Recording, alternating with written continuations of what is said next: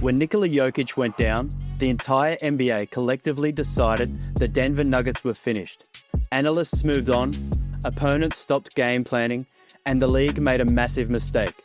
Because what's happened since might be one of the most impressive stretches of basketball we've seen all season. And lob it over the top to Murray. Oh, there They it do. is. Into Murray. And he lays it up and There it is. in! Wow, what a play out of the timeout. Jokic is a three-time MVP. He's the engine of everything Denver does on offense. The man averages a triple-double like it's nothing. So when he hyperextended his left knee, the reaction made sense on paper. Denver drops in the standings, and we all wait for Jokic to come back before taking them seriously again. That was the script. That was what was supposed to happen. But here's the thing about the Nuggets. They apparently never got the memo. And what they've done after the past week has completely flipped the narrative on this team. We're talking about wins that have no business existing, performances that came out of nowhere, and a level of fight that reminds you why this organization won a championship 2 years ago. Everyone's talking about the fact that Denver won these games, but what I want to break down is how they're doing it and why it should genuinely concern the rest of the league. To understand why this matters, you have to understand what the league thought was about to happen when Jokic went down. The Nuggets without their three-time MVP was supposed to be a disaster, and honestly, that's not a crazy take. Jokic touches the ball on almost every possession. He's their best passer, their best scorer, their best rebounder, their best decision maker. Their entire offense flows through him. Take that away, and conventional wisdom says you're looking at a lottery team. So opponents adjusted accordingly, or more accurately, they stopped adjusting. Because why would you game plan for a team missing its best player? You show up, you execute your stuff, and you collect the win. That was the mistake. Bruce Brown said something after the Philly game that stuck with me. He said, "People are expecting us to lose. We have nothing to lose, right? Go out there and hoop." And then he added this part that really tells you everything. When I'm on the other side, sometimes that happens. The other team just comes out playing extremely hard, and you're like, "Hey, bench guys, they're not starters." That's exactly what happened. Teams came in expecting to coast against a depleted roster, and Denver made them pay for it. But talking about mentality is one thing. What Denver did against Philadelphia, that shouldn't have been possible. Now let me set the scene for you. 7 players out, not 7 random end of bench guys, 7 legitimate rotation players. Their entire starting 5, gone.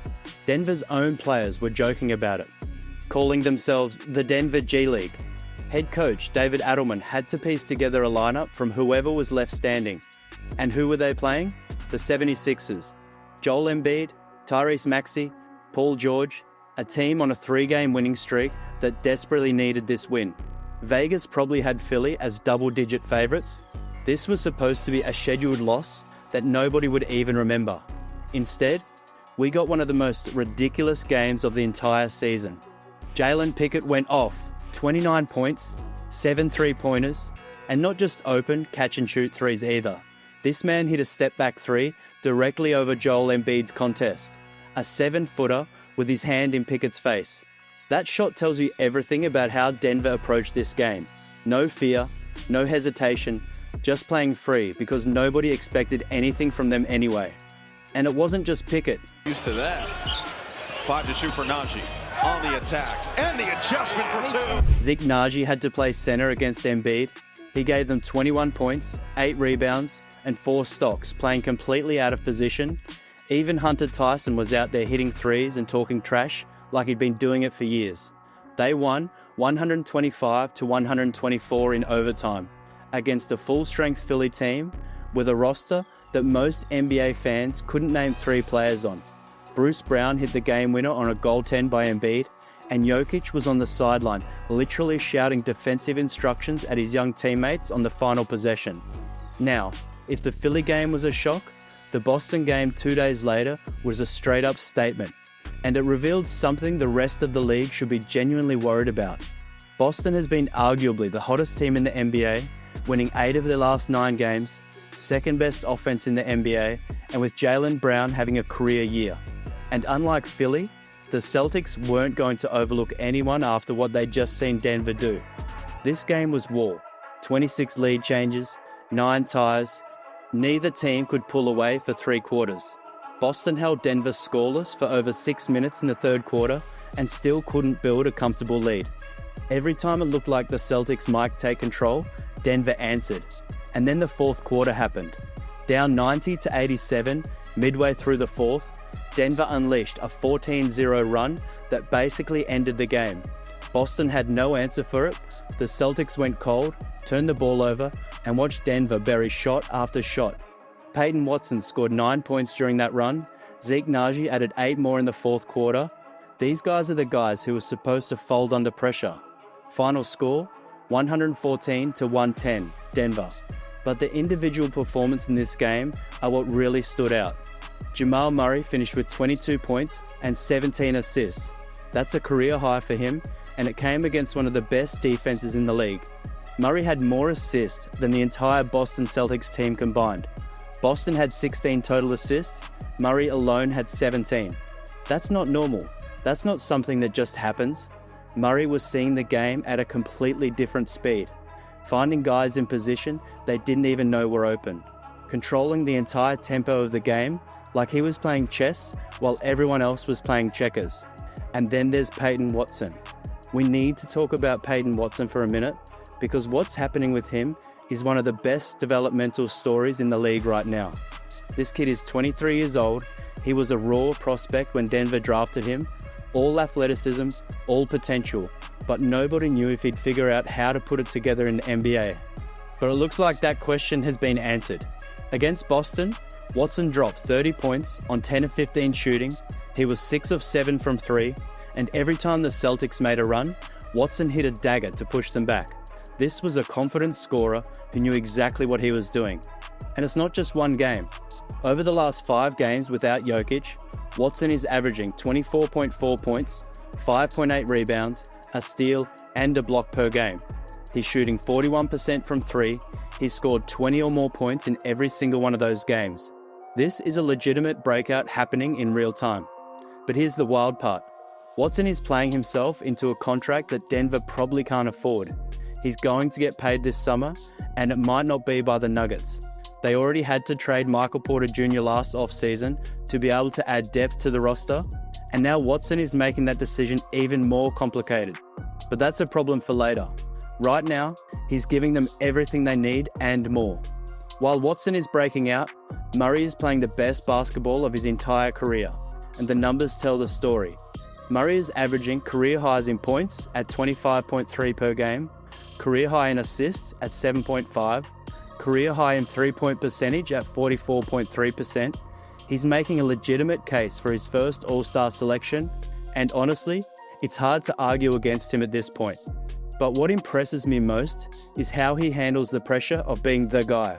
When Jokic is healthy, Murray can pick his spots. He can defer when he's not feeling it. He can let Jokic carry the load on nights when his shot's not falling. Without Jokic, Murray has to be the engine every single night, and he's risen to it completely. The 17 assists against Boston, 16 assists against Brooklyn a few games earlier. Not only is he scoring, but he's running an entire offense and making everyone around him better. And that's what all-stars do. And Murray is proving he belongs in that conversation. But here's what should genuinely concern the rest of the league. When Jokic comes back, most likely sometime around the All-Star break in mid-February, he's returning to a completely different team than the one he left. Murray has found another gear. Watson has emerged as a legitimate third or fourth option. The bench guys have proven they can compete with anyone under any circumstances. Think about what that means for a playoff series. Teams were already terrified of playing Denver when it was just Jokic and Murray dominating. Now you add a Watson who can drop 30 on you. Gordon and Brown are back from injury and almost fully healthy. Role players who experienced winning meaningful games. And a team that knows they can beat anybody. That's a nightmare matchup for whoever draws them in April. The Nuggets were supposed to fall apart without Jokic. Instead, they've developed the kind of depth and confidence that championship teams need. They've battle-tested their young guys. They've found out what Murray can really do when the pressure is entirely on him. The NBA looked at Denver without Jokic and saw a lottery team. The league assumed that losing Jokic meant losing for Denver. What they actually did was light a fire under a team that knows that they can beat anyone. Last year, the Nuggets got bounced in the second round. The story was not enough depth. When the rotation shortened and the minutes got heavy, Denver ran out of bodies they could trust. The drop-off from their starters to their bench was just too steep to survive a playoff grind. That's why they made the moves they did this offseason, trading Porter Jr. for Cam Johnson, bringing back Bruce Brown, adding Valanciunas and Hardaway Jr. It was all about building a roster that could actually hold up when it mattered. But here's the thing about depth. You don't really know if you have it until it gets tested. You can put names on paper and hope they perform, but until guys are thrown into the fire and forced to produce, it's all just theory. Well, the fire came and Denver's depth answered. The depth problem that's haunted this team, these last few games might have just solved it for good. Do you think Denver's bench is legit? Comment below. And as always, hit the like and hype button, subscribe for more videos like this, and maybe check out one of these on your screen now.